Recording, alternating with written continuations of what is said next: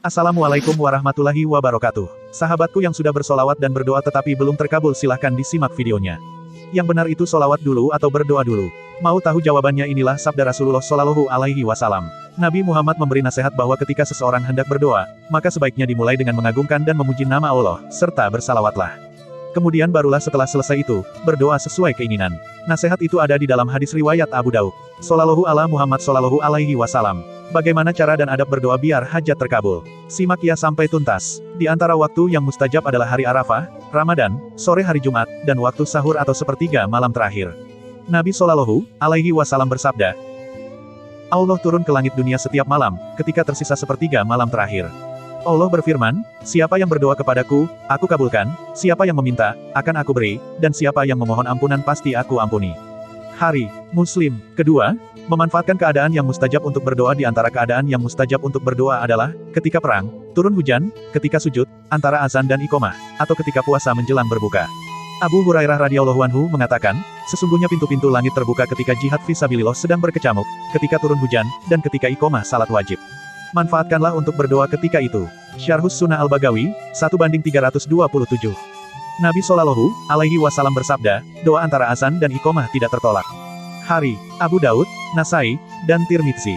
Nabi Shallallahu Alaihi Wasallam bersabda, keadaan terdekat antara hamba dengan Tuhannya adalah ketika sujud.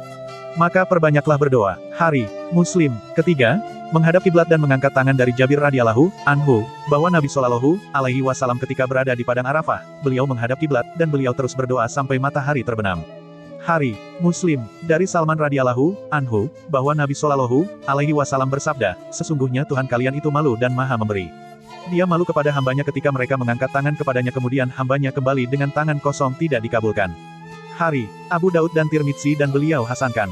Cara mengangkat tangan, Ibnu Abbas radhiyallahu anhu mengatakan, bahwa Nabi Shallallahu Alaihi Wasallam ketika berdoa, beliau menggabungkan kedua telapak tangannya dan mengangkatnya setinggi wajahnya, wajah menghadap telapak tangan. Hari Tabrani. Catatan, tidak boleh melihat ke atas ketika berdoa. Keempat, dengan suara lirih dan tidak dikeraskan. Allah Subhanahu wa Ta'ala berfirman, janganlah kalian mengeraskan doa kalian dan janganlah pula merendahkannya dan carilah jalan tengah di antara kedua itu. Qs. Al-Isra, 110. Allah Subhanahu wa Ta'ala memuji Nabi Zakaria alaihissalam yang berdoa dengan penuh khusyuk dan suara lirih.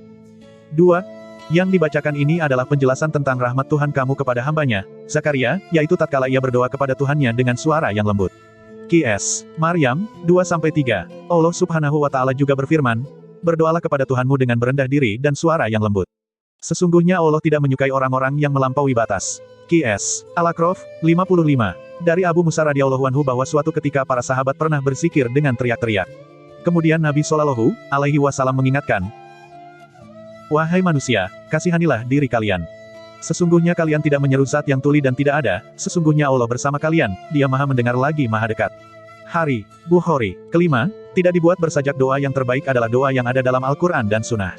Allah Subhanahu wa Ta'ala berfirman, berdoalah kepada Tuhanmu dengan berendah diri dan suara yang lembut. Sesungguhnya Allah tidak menyukai orang-orang yang melampaui batas. Qs. Al-A'raf, 55. Ada yang mengatakan, maksudnya adalah berlebih-lebihan dalam membuat kalimat doa, dengan dipaksakan bersajak. Keenam, khusyuk, merendahkan hati, dan penuh harap. Allah Subhanahu wa Ta'ala berfirman, sesungguhnya mereka adalah orang-orang yang selalu bersegera dalam mengerjakan perbuatan-perbuatan yang baik dan mereka berdoa kepada kami dengan harap dan cemas. Dan mereka adalah orang-orang yang khusyuk kepada kami. Qs. Al-Anbiya, 90.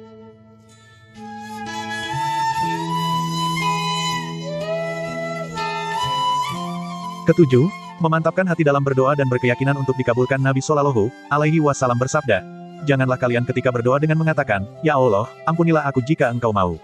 Ya Allah, rahmatilah aku, jika Engkau mau. Hendaknya dia mantapkan keinginannya, karena tidak ada yang memaksa Allah. Hari Bukhari dan Muslim. Dari Abu Hurairah radhiyallahu anhu, Nabi Shallallahu Alaihi Wasallam bersabda, apabila kalian berdoa, hendaknya dia mantapkan keinginannya. Karena Allah tidak keberatan dan kesulitan untuk mewujudkan sesuatu. Hari Ibn Hibban dan disahihkan Syuaib Al-Arnaud. Di antara bentuk yakin ketika berdoa adalah hatinya sadar bahwa dia sedang meminta sesuatu. Dari Abu Hurairah radhiyallahu anhu, Nabi Shallallahu Alaihi Wasallam bersabda, berdoalah kepada Allah dan kalian yakin akan dikabulkan.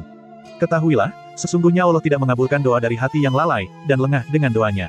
Hari Tirmidzi dan disahihkan Al-Albani, banyak orang yang lalai dalam berdoa atau bahkan tidak tahu isi doa yang dia ucapkan. Karena dia tidak paham bahasa Arab, sehingga hanya dia ucapkan tanpa direnungkan isinya. Kedelapan, Mengulang-ulang doa dan merengek-rengek dalam berdoa misalnya, orang berdoa, "Ya Allah, ampunilah hambumu, ampunilah hambumu, ampunilah hambumu yang penuh dosa ini. Ampunilah ya Allah." Dia ulang-ulang permohonannya. Semacam ini menunjukkan kesungguhannya dalam berdoa. Ibn Mas'ud mengatakan, Rasulullah Shallallahu Alaihi Wasallam apabila beliau berdoa, beliau mengulangi 3 kali. Dan apabila beliau meminta kepada Allah, beliau mengulangi 3 kali. Hari Muslim ke-9, tidak tergesa-gesa agar segera dikabulkan, dan menghindari perasaan, mengapa doaku tidak dikabulkan atau kelihatannya Allah tidak akan mengabulkan doaku. Nabi Shallallahu Alaihi Wasallam bersabda, akan dikabulkan doa kalian selama tidak tergesa-gesa. Dia mengatakan, saya telah berdoa, namun belum saja dikabulkan. Hari Bukhari dan Muslim, sikap tergesa-gesa agar segera dikabulkan, tetapi doanya tidak kunjung dikabulkan, menyebabkan dirinya malas berdoa. Dari Abu Hurairah radhiyallahu anhu, Nabi Shallallahu Alaihi Wasallam bersabda, doa para hamba akan senantiasa dikabulkan, selama tidak berdoa yang isinya dosa atau memutus silaturahim, selama dia tidak terburu-buru. Para sahabat bertanya, ya Rasulullah, apa yang dimaksud terburu-buru dalam berdoa? Beliau bersabda, orang yang berdoa ini berkata, saya telah berdoa, dan belum pernah dikabulkan. Akhirnya dia putus asa dan meninggalkan doa. Hari Muslim dan Abu Daud, sebagian ulama mengatakan, saya pernah berdoa kepada Allah dengan satu permintaan selama 20 tahun dan belum dikabulkan, padahal aku berharap agar dikabulkan. Aku meminta kepada Allah agar diberi taufik untuk meninggalkan segala sesuatu yang tidak penting bagiku.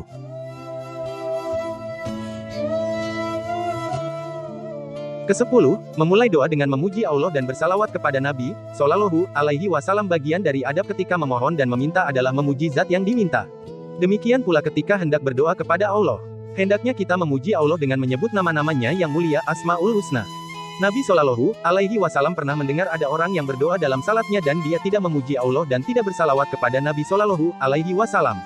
Kemudian beliau bersabda, orang ini terburu-buru. Kemudian beliau bersabda, apabila kalian berdoa, hendaknya dia memulai dengan memuji dan mengagungkan Allah, kemudian bersalawat kepada Nabi Shallallahu Alaihi Wasallam. Kemudian berdoalah sesuai kehendaknya. Hari Ahmad, Abu Daud dan disahihkan Al-Albani ke-11, memperbanyak taubat dan memohon ampun kepada Allah. Banyak mendekatkan diri kepada Allah merupakan sarana terbesar untuk mendapatkan cintanya Allah. Dengan dicintai Allah, doa seseorang akan mudah dikabulkan. Di antara amal yang sangat dicintai Allah adalah memperbanyak taubat dan istighfar. Dari Abu Hurairah radhiyallahu anhu, Nabi Shallallahu Alaihi Wasallam bersabda, tidak ada ibadah yang dilakukan hambaku yang lebih aku cintai melebihi ibadah yang aku wajibkan. Ada hambaku yang sering beribadah kepadaku dengan amalan sunnah, sampai aku mencintainya. Jika aku mencintainya maka, jika dia memintaku, pasti aku berikan dan jika minta perlindungan kepadaku, pasti aku lindungi. Hari Bukhari, diriwayatkan bahwa ketika terjadi musim kekeringan di masa Umar bin Khattab, beliau meminta kepada Abbas untuk berdoa. Ketika berdoa, Abbas mengatakan, ya Allah, sesungguhnya tidaklah turun musibah dari langit kecuali karena perbuatan dosa. Dan musibah ini tidak akan hilang, kecuali dengan taubat. Ke-12, hindari mendoakan keburukan, baik untuk diri sendiri, anak, maupun keluarga. Allah Subhanahu wa Ta'ala berfirman, mencela manusia yang berdoa dengan doa yang buruk, manusia berdoa untuk kejahatan sebagaimana ia berdoa untuk kebaikan. Dan adalah manusia bersifat tergesa-gesa. Qs. Al-Isra 11, kalau sekiranya Allah menyegerakan keburukan bagi manusia seperti permintaan mereka untuk menyegerakan kebaikan, pastilah di akhiri umur mereka binasa. Qs. Yunus 11. Ayat ini berbicara tentang orang yang mendoakan keburukan untuk dirinya, hartanya, keluarganya, dengan doa keburukan. Dari Jabir radhiyallahu anhu, Nabi Shallallahu Alaihi Wasallam bersabda, janganlah kalian mendoakan keburukan untuk diri kalian, jangan mendoakan keburukan untuk anak kalian, jangan mendoakan keburukan untuk pembantu kalian, jangan mendoakan keburukan untuk harta kalian. Bisa jadi ketika seorang hamba berdoa kepada Allah bertepatan dengan waktu mustajab, pasti Allah kabulkan. Hari Abu Daud, dari Abu Hurairah radhiyallahu anhu, Nabi Shallallahu Alaihi Wasallam bersabda, doa para hamba akan senantiasa dikabulkan, selama tidak berdoa yang isinya dosa atau memutus silaturahim.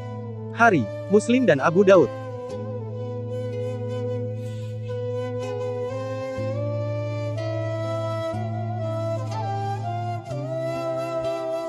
Ke-13, menghindari makanan dan harta haram. Makanan yang haram menjadi sebab tertolaknya doa.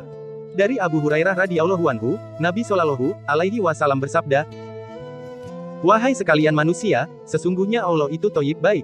Dia tidak akan menerima sesuatu melainkan yang baik pula. Dan sesungguhnya Allah telah memerintahkan kepada orang-orang mukmin seperti yang diperintahkannya kepada para rasul.